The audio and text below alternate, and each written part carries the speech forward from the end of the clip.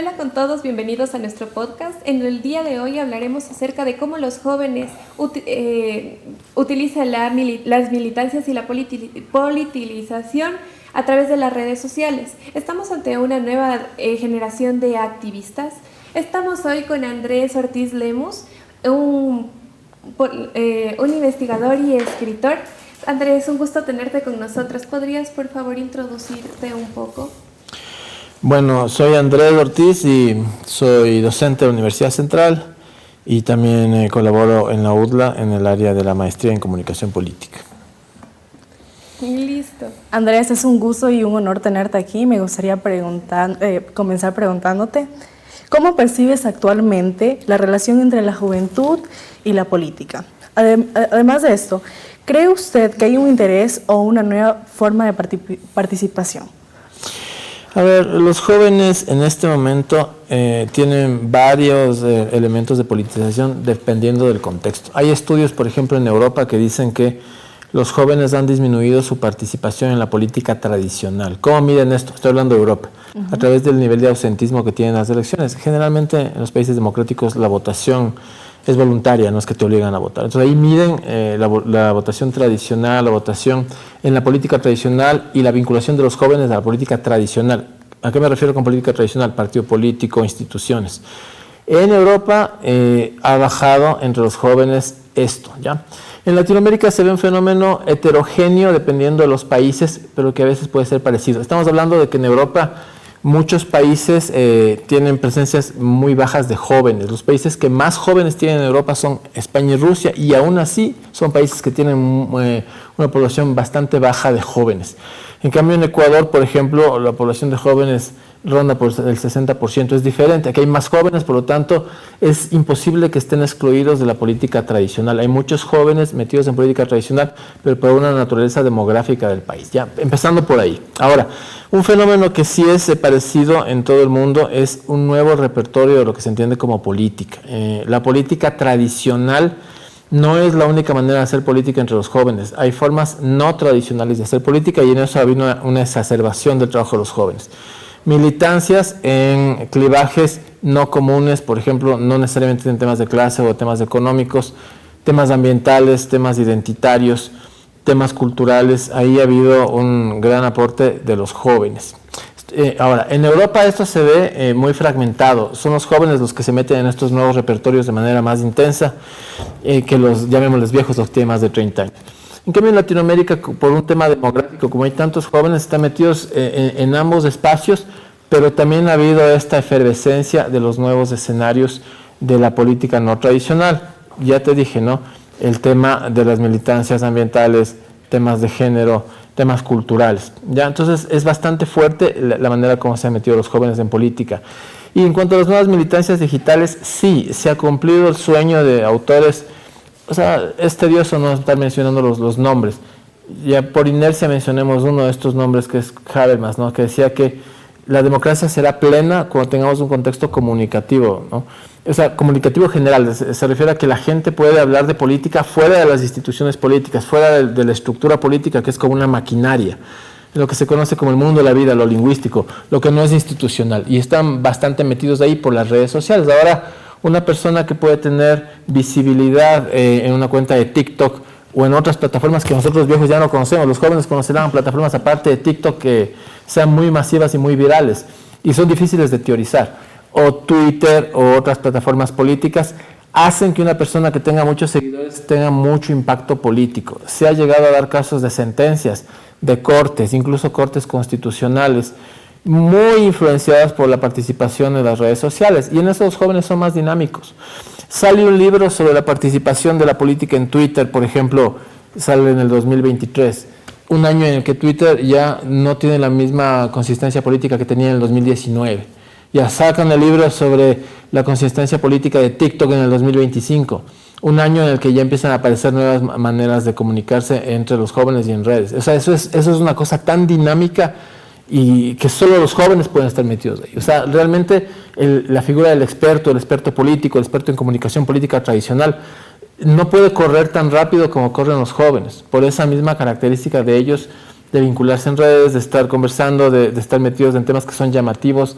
Incluso el lenguaje ha cambiado. O sea, el lenguaje que utilizan los jóvenes en política, muy basado en este fenómeno lingüístico, incluso evolutivo, que se llama los memes, es algo que se da en la dinámica de la cultura juvenil. Y cuando hablo de que los memes han sido teorizados de forma lingüística e incluso de forma evolutiva, me estoy refiriendo a que el concepto aparece en los 70s, en un libro de Richard Dawkins que se llama El gen egoísta. Ahí se teoriza lo que es un meme como un componente cultural que se comporta como los genes.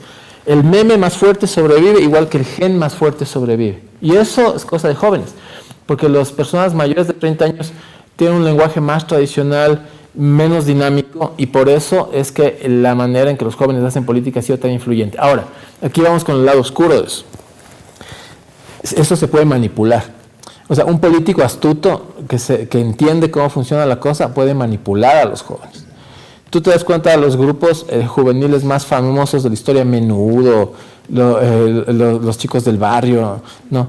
Ese tipo de bandas son famosas, fueron en su momento, ahora no, y hay bandas que hay ahora, ¿no?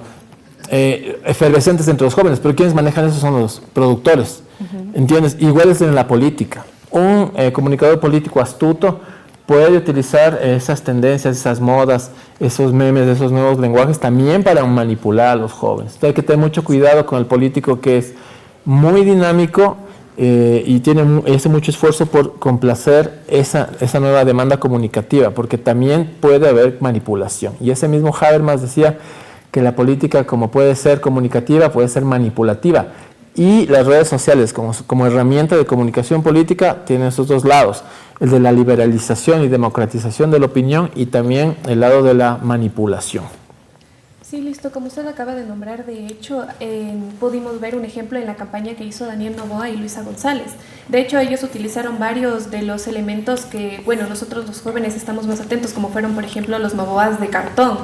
Por otro lado, también se rigieron bastante con artistas bastante llamativos a lo que es de la cultura ecuatoriana, como fue John Briel y Waldo King, los cuales dieron bastante como que centralización en las campañas políticas. Pero bueno, un poco ampliando lo que usted nos pudo decir acerca de esto, menos generalizado y un poco más centrado en Ecuador, ¿cómo puede ver la situación?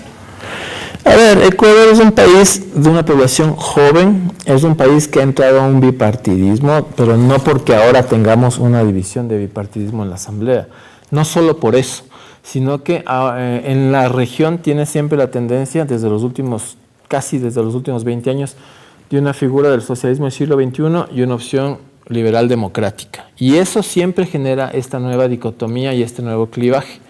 En ese sentido hay una competencia por llamar seguidores de ambos bandos, desde estos dos grupos, que es esta nueva dicotomía, ¿ya?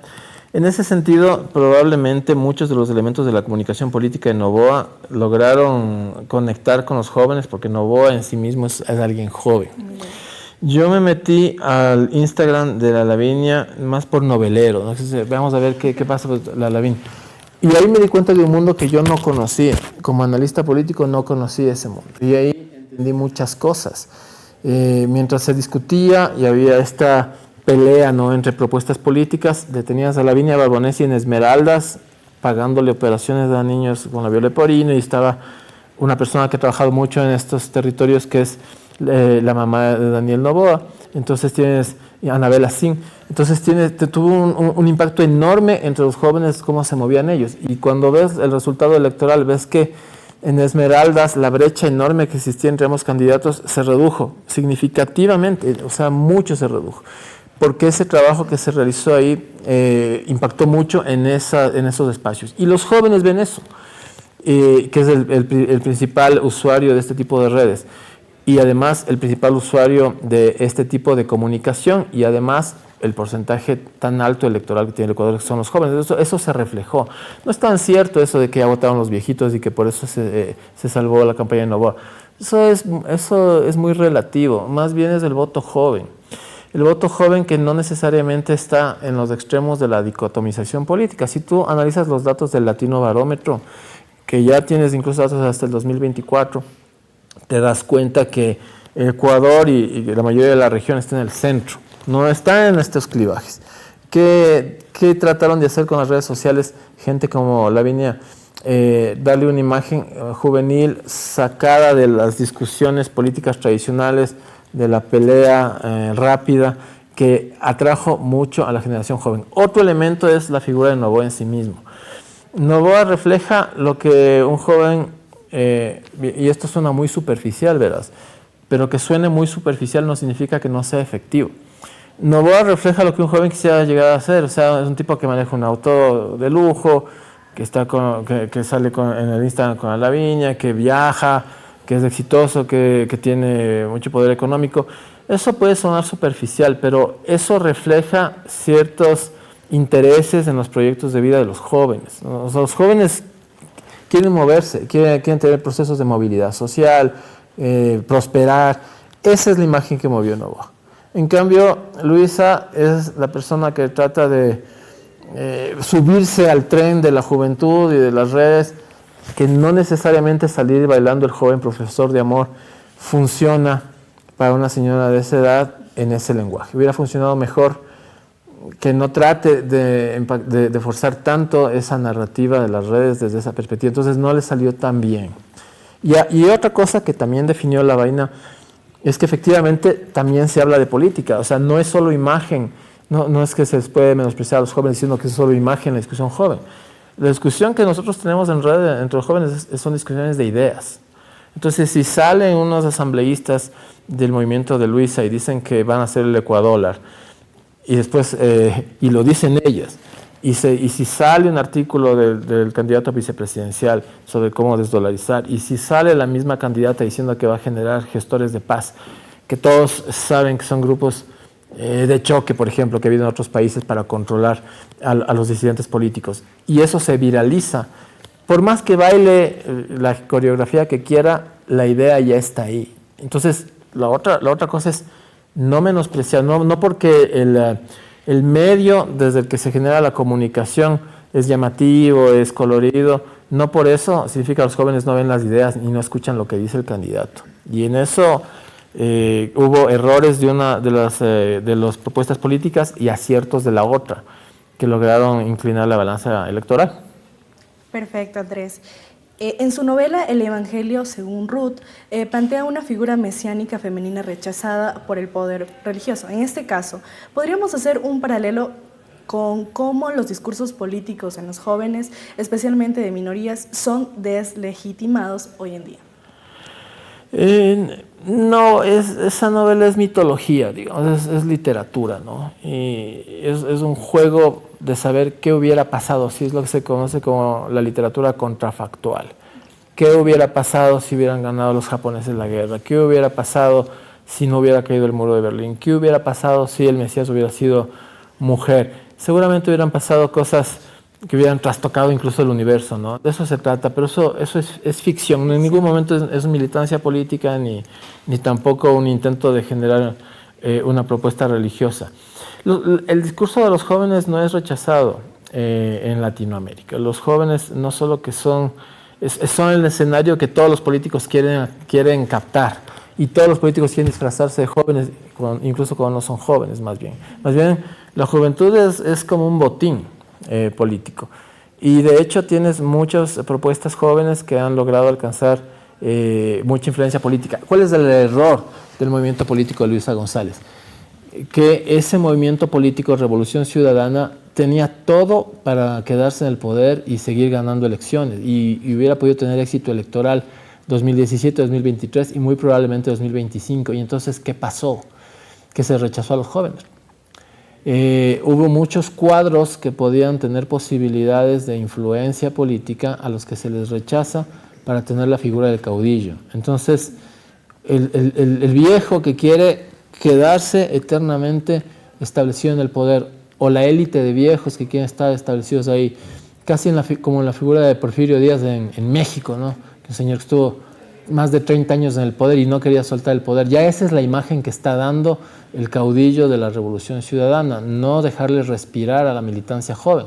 Con militancia joven seguro que hubieran tenido más oportunidades. Más bien el error es encapsularse en el poder por parte de élites tradicionales y no dejarles respirar a los jóvenes. Y más bien la juventud es un espacio muy buscado por los políticos y los cuadros jóvenes son muy apreciados.